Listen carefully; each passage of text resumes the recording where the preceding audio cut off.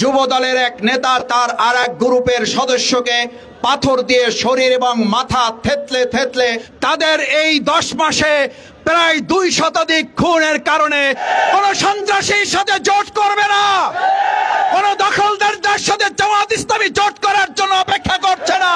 প্রায় প্রতিদিন 1 2 জন করে নিজ দলের নিজ কর্মীরা যাদেরকে হত্যা করছে। গত 9 তারিখে আমাদের মিটফোর্ড হাসপাতাল সলিমুল্লাহ মেডিকেল কলেজের সামনে একজন গ্রুপ আরেকজন গ্রুপ এক দলের চাঁদা তোলা এবং আরেক দলের চাঁদা দাবি আদায়কে কেন্দ্র করে 2 পক্ষের মধ্যে নৃশংস যে হত্যাকাণ্ড হয়েছে, 2006 সালের লগি বৈঠার মাধ্যমে যে হত্যা, লাশের উপরে যে নৃত্য করা, সেই নৃত্য করাকেও গত 9 তারিখে মিটফোর্ডের সামনে যুব দলের এক নেতা তার আরেক গ্রুপের সদস্যকে পাথর দিয়ে শরীর এবং মাথা থেতলে থেতলে তার লাশের উপরে নৃত্য করার দৃশ্য 2006 সালের 28 অক্টোবরের দৃশ্যকেও হার মানিয়েছে। আমি একবার সেই ঘটনাটা ভিডিওতে একবার দেখার পর আমার সম্মানিত স্টাফ কোয়ার্টার ডেমরা অঞ্চলের ভাই বন্ধুগণ, আপনি কোন দল করেন আমি জানি না, আপনি কোন দলের সমর্থক আমি জানতে চাই না, আপনি যে দলেরই সমর্থক হন আপনার বিবেকের কাছে কোশ্চেন রাখবো। আপনি মিটফোর্ড এবং সলিমুল্লাহ মেডিকেলের সামনে হত্যাকাণ্ডের দৃশ্যটা 1 সেকেন্ড 2 সেকেন্ড 3 সেকেন্ড দেখার পর 5 সেকেন্ড আপনি ওটা দেখতে পারবেন না, ওটা একবার দেখার পর আপনি স্বাভাবিক থাকতে পারবেন না। এই হত্যাকাণ্ড যারা ঘটাচ্ছে এরকম বাংলাদেশের জন্য 2024-এর জুলাই আগস্টের কোনো অভ্যুত্থান হয় নাই। আমার ভাই এবং বন্ধুগণ, দলের স্বার্থে কথা বলার জন্য জামাত ইসলামী 19 জুলাই জাতীয় ঐতিহাসিক সমাবেশের আয়োজন করে নাই আমাদের সেই সোহরাওয়ার্দী উদ্যানে। আমরা এই সমাবেশ ডাকতে বাধ্য হয়েছি। আমাদের এটিএম আজহারুল ইসলাম সাহেব যখন কারাগারে বন্দী 2024-এর গণ অভ্যুত্থানের পরেও আমরা আন্দোলনের ডাক দেই নাই, আমরা নিবন্ধনের জন্য রাস্তায় নামি নাই। এখানে সাক্ষী আপনারা। আমাদের যে দাঁড়িপাল্লা প্রতীক আপনাদের আবেগের প্রতীক, আপনাদের ভালোবাসার প্রতীক, আপনাদের ন্যায় এবং ইনসাফের প্রতীক, জনগণের দাবি আদায়ের প্রতীক যে দাঁড়িপাল্লা দেখতে পাচ্ছেন, এই দাঁড়িপাল্লা প্রতীক কেনা হয়েছিল, তার জন্য আমরা রাজপথে আন্দোলনের নামি নাই। আমাদের নিবন্ধন বাতিল করা হয়েছে, আমরা রাজপথে আন্দোলনে নামি নাই। কিন্তু আজ আমরা রাস্তায় নেমে সমাবেশ করছি কেন? আপনাদের কাছে এই প্রশ্নের জবাব আমি দিতে চাই। আমার ভাই এবং বন্ধুগণ, ডেমরা অঞ্চল, সম্মানিত সুধী মণ্ডলী, আজ যে হত্যাকাণ্ড, এই হত্যাকাণ্ড তো আওয়ামী লীগের দোসররা করছে না, তারা তো গত 17 বছর করে এই দেশ ছেড়ে পালাতে বাধ্য হয়েছে। তাহলে হত্যাকাণ্ড কারা পরিচালনা করছে এর জবাব তো এই নাগরিকদের কাছে রাজনৈতিক দলগুলোকে অবশ্যই দিতে হবে।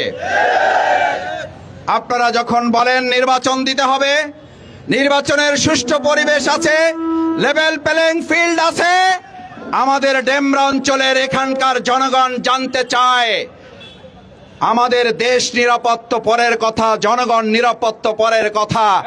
যারা আগামী দিনের দেশ পরিচালনা করবে তারা তো তার দলের কর্মীদেরকে নিরাপত্তা দিতে ব্যর্থ হয়েছে। সেই ব্যর্থতার কারণে আজকে 100 জন নয়, 150 জন নয়, প্রায় প্রতিদিন 1 জন 2 জন করে নিজ দলের নিজ কর্মীরা যাদেরকে হত্যা করছে, আমরা তাদের বিবেকের কাছে প্রশ্ন করতে চাই, আপনারা দেশ নিরাপদ করবেন তো পরের কথা, আপনারা দল পরিচালনায় নিরাপত্তার সাথে করতে ব্যর্থ হয়েছেন। যারা দল পরিচালনায় ব্যর্থ, যারা দলের কর্মীর নিরাপত্তা দিতে ব্যর্থ, এই দেশের মানুষ বিশ্বাস করতে চায় না তারা দেশ পরিচালনায় সফল হবে, জনগণের নিরাপত্তা দিতে পারবে। এটা কল্পনা ছাড়া আর কিছুই নয়। আমার ভাইয়েরা, বিরোধিতার জন্য বিরোধিতা নয়, আমরা তো একসাথে রাজপথে লড়াই সংগ্রাম করেছি, আমরা এক মঞ্চে বক্তব্য দিয়েছি, আমরা একসাথে জেল খেটেছি, একসাথে রিমান্ডের রুমে আমরা থেকেছি, একজন আর একজনকে আহত অবস্থায় সাহায্য সহযোগিতা করেছি। কিন্তু আজ আমরা শুনতে পাই জামাত ইসলামের সাথে তো জোটের প্রশ্নই ওঠে না, আমাদের অমুকের দরজা খোলা আছে। ডেমরা অঞ্চলের মানুষ আজ আপনাদেরকে জানিয়ে দিচ্ছে, কান খুলে শোনেন, বাংলাদেশের মানুষ আজ চাঁদাবাজের সাথে কোনো জোট করবে না, কোন সন্ত্রাসীর সাথে জোট করবে না, কোন দখলদারদের সাথে জামাত ইসলামী জোট করার জন্য অপেক্ষা করছে না। জামাত ইসলামী এবার জোট করবে সৎ, দক্ষ, যোগ্য জনগণকে নিয়ে জোট করে আগামী দিনে বাংলাদেশের মানুষকে একটা নিরাপদ রাষ্ট্র উপহার দেওয়ার জন্য আমরা কাজ করে যাব। সংগ্রামী ভাই এবং বন্ধুগণ, 19 তারিখের সমাবেশ সেই বিচারের জন্য। আজ বিচারের সংস্কৃতি যদি চালু করা না যায়, যার কারণে আজকে হত্যাকাণ্ড বন্ধ করা যাচ্ছে না। আমার তো মনে হয় জামাত ইসলামী অন্য কোন দল যদি বিচার নাও চায়, তাহলে আজকে যারা নিজেদেরকে বড় দল দাবি করেন, তাদের এই 10 মাসে প্রায় 2 শতাধিক খুনের কারণে তারাই তো আজকে সবচেয়ে বিচারের দাবি করার জন্য মাঠে নামা উচিত। বিচারের সংস্কৃতি যদি তুলে দেন, তাহলে নিজেরা নিজেদেরকে রক্ষা করতে পারবেন না, যেমন রক্ষা করতে পারে নাই আওয়ামী লীগ, যেমন রক্ষা করতে পারে নাই ছাত্রলীগ, স্বেচ্ছাসেবক লীগ এবং যুবলীগ। আজকে বলা হয় স্বেচ্ছাসেবক লীগের জায়গা, ছাত্রলীগের জায়গা আর একটা দল দখল করে ইতিমধ্যে একই কাজ কয়েক গুণে করা শুরু করে দিয়েছে। আমার ভাই এবং বন্ধুগণ, আমরা রাজনৈতিক দলগুলোকে উদাত্ত আহ্বান জানাই, বিরোধিতার জন্য, বিরোধিতার কারণে কথা বলা নয়। দেশের প্রয়োজনে জামাত ইসলামী 17 বছর, শফিকুল ইসলাম মাসুদ, এই কামাল হোসেন, এই অধ্যাপক মোকাররম হোসেন খানরা এই রাজপথে গুলির সামনে দাঁড়িয়ে আমরা বুক পেতে দিয়ে জনগণের অধিকারের জন্য কথা বলেছি। আজকেও জনগণকে নিরাপদ করার জন্য কথা বলতে এসেছি। কোন বিশেষ রাজনৈতিক দলকে প্রতিপক্ষ মনে করে আমরা এখানে বক্তব্য দিতে আসি নাই। সম্মানিত ভাই এবং বন্ধুগণ, তাই আসুন 19 জুলাইয়ের সমাবেশ বিচার নিশ্চিত করার সমাবেশ।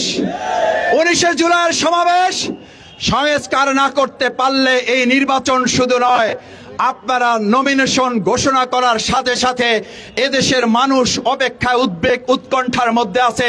দেশে রক্তের বন্যা বয়ে যাওয়ার সম্ভাবনা আছে। নির্বাচন তো পরে, আপনাদের প্রত্যেকটা আসনে 10 জন, 12 জন, 15 জন, 20 জন করে গ্রুপ তৈরি করে যারা এখনই নিজেদের মধ্যে রক্তারক্তি পরিবেশ তৈরি করেছে, এদেশের মানুষ মনে করে নির্বিঘ্নে নিশ্চিন্তে ভোট দেওয়া তো পরের কথা, নমিনেশন ঘোষণা করার পর যে রক্তের হোলি খেলা শুরু হবে, সেটা রক্ষায় তারা ব্যর্থতায় পর্যবসিত হবে। আমার ভাই বন্ধুগণ, আসুন সেই জন্য সংস্কার রাষ্ট্র শুধু নয়, সংস্কার শুধু ঐক্যমত কমিশনে নয়, সংস্কার নিয়ে আসতে হবে রাজনৈতিক দলগুলোর মধ্যেও। আমাদের সহনশীলতা, পরস্পরের প্রতি শ্রদ্ধা, বিশ্বাস, সম্মান নিয়ে আমরা একটা ঐক্যবদ্ধ জাতি নিয়ে ঐক্যবদ্ধ বাংলাদেশ বিনির্মাণ করতে চাই।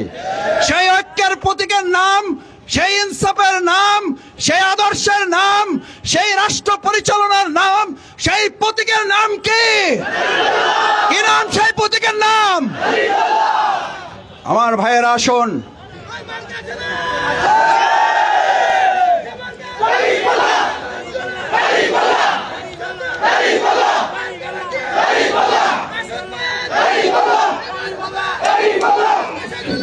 সংগ্রামী ভাই এবং বন্ধুগণ, দাঁড়িপাল্লা প্রতীক নিয়ে বাংলাদেশ জামাত ইসলামী আপনাদের এই অঞ্চলে আপনাদের জনগণের প্রিয় নেতা জনাব কামাল হোসেন ভাইকে ইতিমধ্যেই মার্কা দিয়ে আমরা আমাদের পক্ষ থেকে আপনাদের সামনে হাজির করেছি।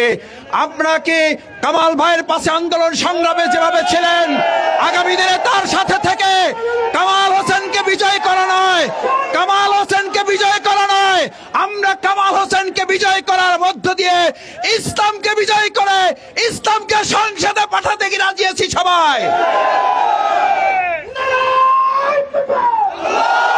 সংগ্রামী ভাই এবং বন্ধুগণ, আসুন আগামী 19 জুলাই দাঁড়িপাল্লার প্রোগ্রামের বাস্তবায়নের প্রোগ্রাম, 19 জুলাই বিচার বাস্তবায়নের সমাবেশ, 19 জুলাই সংস্কারের সমাবেশ, 19 জুলাই স্থানীয় সরকার নির্বাচন দিয়ে জাতীয় নির্বাচন দিতে হবে তার সমাবেশ, 19 জুলাইয়ের সমাবেশ আমাদের সম্মানিত ভাইদের বোনদের নিরাপত্তা নিশ্চিত করার লক্ষ্যে লেভেল প্লেইং ফিল্ড নিশ্চিত না হলে আজকে এখানে যারা উপস্থিত, এর আগে আমি মনে করি না সব জামাত ইসলামী ছাত্র শিবিরের লোকেরা এসেছেন। আমি আপনাদের কাছে জানতে চাই, এখন পর্যন্ত আজকে এই 11 তারিখ, এখন 6টা 10 বাজে, এই সময় পর্যন্ত আমি আপনাদের কাছে, এখানে হাজারো মানুষ আছেন, এখানে অসংখ্য ক্যামেরা আছে, আপনাদের কাছে জানতে চাই 11ই জুলাই আজকে 6টা 10 এই পর্যন্ত দেশের সামগ্রিক পরিস্থিতি সামনে রাখলে, দখলদারির দিকে তাকালে, চাঁদাবাজদের দিকে তাকালে, সন্ত্রাসের দিকে তাকালে আপনারা কি মনে করেন লেভেল প্লেইং ফিল্ড তৈরি হয়ে একটা সুষ্ঠু নির্বাচন হবে? এটাকেও বিশ্বাস করেন? যারা বিশ্বাস করেন না হাত তুলে দেখান, হাত তুলে দেখান যারা বিশ্বাস করেন না। আমরা লেভেল প্লেইং ফিল্ড ছাড়া নির্বাচনে অংশগ্রহণ করব, শুধু না লেভেল প্লেইং ফিল্ড ছাড়া বাংলাদেশে নির্বাচন হতেও দেবে না জনগণ। সুতরাং অন্তর্বর্তীকালীন সরকারের স্বরাষ্ট্র উপদেষ্টাকে বলবো, আমাদের মিটফোর্ডে, আমাদের সলিমুল্লাহ মেডিকেলের সামনে যে বিভৎস ঘটনা ঘটেছে, শুধু গ্রেপ্তার নয়, দ্রুত ট্রাইব্যুনালে বিচারের মাধ্যমে রায় কার্যকর করার দ্রুত ব্যবস্থা গ্রহণ করতে হবে। এবং খুলনাতে যাকে হত্যা করা হয়েছে, প্রত্যেকটা হত্যাকাণ্ড ধরে ধরে তাদের বিচারের আওতায় নিয়ে আসলেই কেবল লেভেল প্লেইং ফিল্ড এবং একটা নিরাপদ, নিশ্চিত, অবাধ, সুষ্ঠু, নিরপেক্ষ, অংশগ্রহণমূলক নির্বাচনের ব্যবস্থা করা যাবে। সেই ক্ষেত্রে যদি কেউ দোকান দখল করার মতো, চাঁদা দখল করার মতো, মার্কেট দখল করার মতো কেন্দ্র দখল করতে আসে, 24 জুলাই আগস্টের গণ অভ্যুত্থানে যেভাবে গুলির সামনে মাথা পেতেছেন, কেন্দ্র রক্ষার জন্য বুক পেতে দিয়ে কেন্দ্র রক্ষার জন্য প্রস্তুত থাকবেন কারা? পারবেন ইনশাআল্লাহ? জীবন যাবে, আমরা একটা জাল ভোট কাউকে দিতে দেব না, দেব না, দেব না। সবাইকে ধন্যবাদ। আল্লাহ হাফেজ। বাংলাদেশ জিন্দাবাদ। বাংলাদেশ জামাত ইসলামী জিন্দাবাদ। আসসালামু আলাইকুম ওয়া রাহমাতুল্লাহ।